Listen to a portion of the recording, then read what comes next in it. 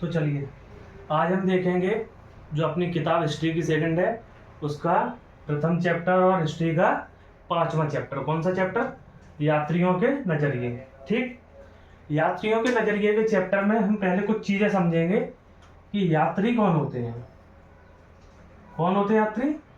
ऐसा व्यक्ति जो क्या करता हो, यात्रा करता हो। ऐसा व्यक्ति जिसने यात्रा की हो। अब क्या है, यात्रा किस प्रकार की हो सकती है? यात्रा विभिन्न प्रकार की हो सकती है। जैसे वो व्यापार के लिए यात्रा करता हो, या फिर उसका यात्रा करना शौक हो, या फिर किसी कार्य के लिए वो यात्रा करता हो। तो इस प्रकार के लोगों को हम क्या बोलेंगे? यात्री बोलेंगे। जैसे महिलाओं और पुरुषों ने कार्य की तलाश में प्राकृतिक आपदाओं से बचाव के लिए व्यापारी, सैनिक, पुरोहित और तीर्थयात्रियों के रूप में क्या किया? बहुत सारी यात्राएं की। तो इस तरीके से यात्राएं की। और हमने क्या देखा इस जो किताब में कि जो भाषाएं, आस्था और व्यवहार थे वह हर जगह के कैसे कैसे थे? भिन्न भिन्न थे।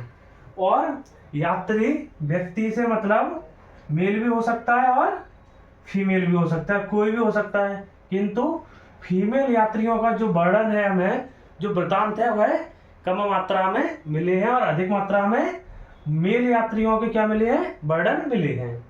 अब हम दूसरा समझेंगे साहित्य। किसी भी प्रकार की रचना, कैसी रचना? लिखाई वाली, जिसमें पेन और पेपर का उपयोग किया गया हो। किसी भी प्रकार की रचना लिखाई वाली, जो कहानी, कविताएं या किसी भी प्रकार में कोई भी चीज लिखी गई है उसे साहित्य कहते हैं। और यात्रियों ने विभिन्न विभिन्न उद्देश्य से कुछ ना कुछ तो लिखा होगा। जैसे व्यापारी ने किस लिए लिखा होगा? व्यापार के लिए। और जो घूम रहा है उसने किस लिए लिखा होगा? सुगम यात्रा के लिए, कि बाकी के लोग अच्छे से घूम पाए। तो ये जो सारी चीजें हैं, किसी ने किसी भी उद्देश्य से लिखा। या फिर यात्री कैसा भी हो सकता है? साहित्यिक यात्री भी हो सकता है कि कोई लेखक है और वह किसी राज्य में गया और वहां की चीजें देखी और उसके बारे में उसने क्या किया? लिखा। तो साहित्यिक यात्री भी हो सकता है। इतने सारे तरीके से जो यात्री है, जो किसी भी प्रकार से कहीं जा रहा है, वो हर व्यक्ति यात्री है। और अगर वो कुछ लिख रहा है तो वह साहित्य है।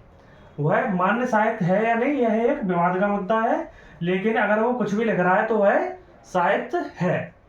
जैसे हम ग्वालियर जाएं या इंदौर जाएं और उसके बारे में लिखें कि इतने बजे से बस मिलती है और यहाँ हम गए और यहाँ गए, यहाँ ये चीजें हमने की।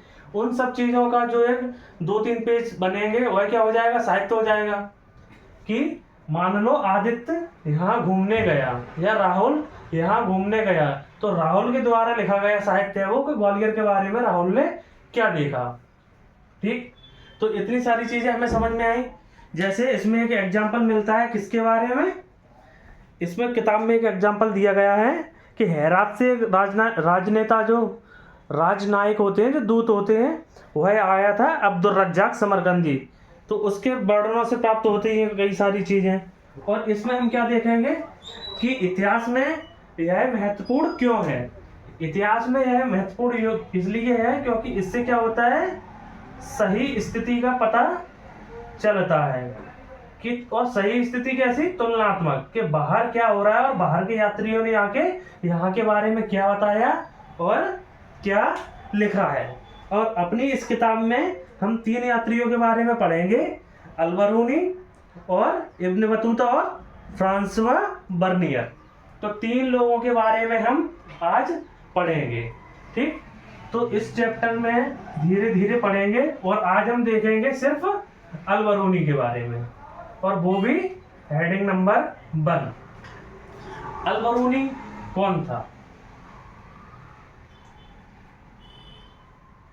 अल-बरूनी कौन था?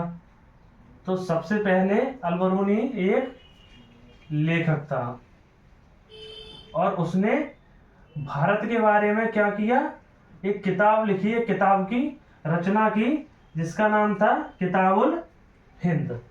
ठीक, और इसमें उसने भारत के रीति रिवाजों के बारे में, भारत के साहित्य के बारे में, और भारत की धर्म के बारे में और स्थिति के बारे में बहुत सारी चीज़ों के बारे में बताया। इसलिए यह किताब साहित्यिक रूप से इम्पोर्टेंट किताब हो जाती है। अल-बरूनी का जो जन्म था वो कहाँ हुआ था? उज्बेकिस्तान नामक एक देश में हुआ था। तब यह उज्बेकिस्तान नामक देश नहीं होता था। आज यह उज्बेकिस्तान नामक देश है, जहां पर अल-बरूनी का जन्म 973 AD में हुआ। ठीक। और क्या होता है, बाद में 1017 में एक आक्रमण के दौरान अल-बरूनी कहाँ आ जाता है? गजनी में आ जाता है। और गजनी कहाँ है? गजनी है अफगानिस्तान में। गजनी कहाँ है? गजनी है अफगानिस्तान में। और यहाँ पे आकर अल-बरूनी कई भाषाओं का जानकार हो जाता है और अल-बरूनी विभिन्न विभिन्न जो किताबें होती हैं उनकी क्या करता है? अनुवाद करना स्टार्ट कर देता है और बहुत सी किताबें लिखता है, जिनमें से प्रसिद्ध किताब कौन सी है? किताबुल हिंद। ठीक। तो अल-बरूनी को लगभग बहुत सारी, मतलब उस समय की बहुत सारी भाषाओं का ज्ञान था, जैसे पंजाबी का या फिर अरबी तो उसे आती ही थी। पंजाबी का भी ज्ञान था। यूरोप के लोग भी उसके दोस्त थे, तो वहाँ का भी अल-बरूनी को ज्ञान था।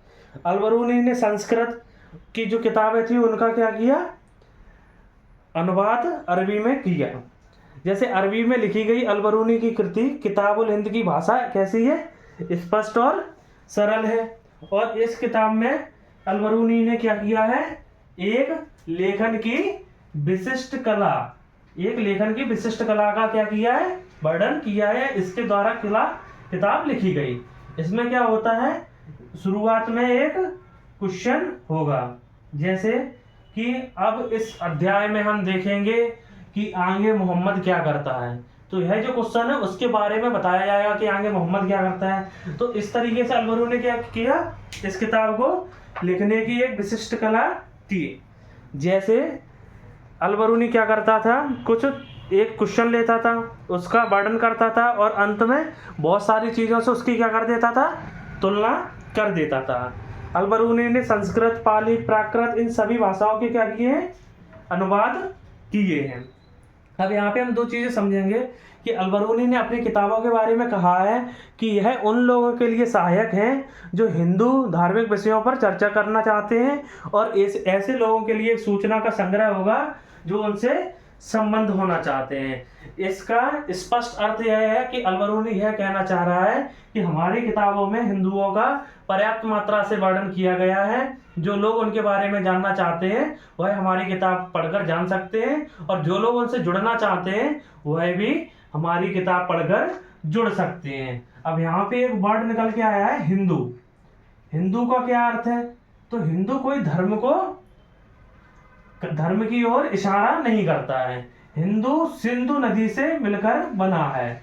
पुराने टाइम में सिंधु के पूर्व में जो लोग, सिंधु से भारत की तरफ जो लोग रहते थे उन्हें सिंधु कहा जाता था। धीरे धीरे उन्हें हिंदवी और हिंदुस्तान, ऐसे स्थान को हिंदुस्तान कहा जाने लगा। तो ऐसे हिंदुस्तान और हिंदू नाम पड़ा सिंधु के पूर्व के लोग। तो इतना हमने देखा। दूसरा हमने इसमें क्या एक किताब की समझ बनाई कि यात्री कौन होते हैं और वह साहित्य कैसे लिखते हैं और क्या क्या तरीके रहे होंगे। जैसे कोई यात्री व्यापारी है, किसी ने व्यापार के बारे में लिखा, किसी ने तीर्थ यात्रा के बारे में लिखा, कोई साहित्यिक यात्री है, समाज के बारे में लिख रहा है। और इसी तरीके से अल-बरूनी के बारे में देखा, जिसका जन्म उज्बेकिस्तान में हुआ, बाद में वो गजनी में रहने लगा जो आज अफगानिस्तान में है। वह कई भाषाओं का जानकार था, पाली, प्राकृत, संस्कृत, यूरोपियन भाषाओं का, और इसके कई सारे दोस्त भी थे यूरोप में और भारत में, जिसके सहायता से यह क्या करता था? अरबी में इन सारी किताबों का अनुवाद करता था। और उसने एक किताब लिखी, किताबुल हिंद, जिसमें भारत की धर्म, संस्कृति, साहित्य और रीति रिवाजों के बारे में बहुत सारी बातें बताई गई हैं। और यह किताब एक लेखन की विशिष्ट कला से लिखी गई है, जिसमें प्रारंभ में एक क्वेश्चन होता है और फिर उसका जवाब और फिर उसकी तुलना होती है। तो आज हमने इतना देखा, और अगली क्लास में हम इस चैप्टर को एक बड़े वीडियो के साथ खत्म करने का कोशिश करेंगे। ठीक है। जय हिंद।